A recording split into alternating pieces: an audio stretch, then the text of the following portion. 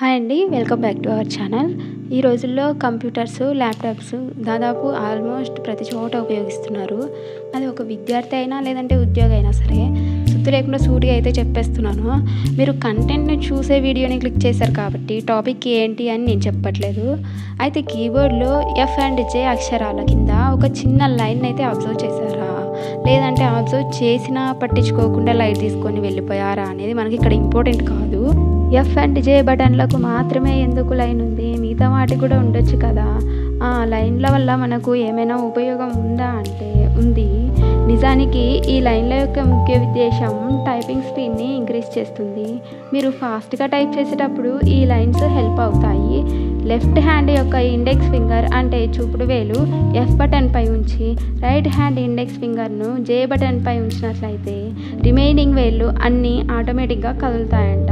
ఇది వచ్చేసి typing స్పీడ్ని పెంచుతుందంట.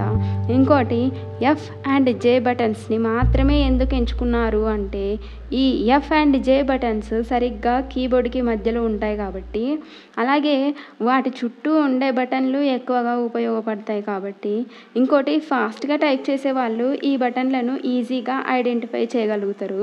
Index finger F and జేల మీద ఉంచినట్లయితే రిమైనింగ్ బటన్స్ ఆటోమేటిక్గా టైప్ చేయగలరు. సో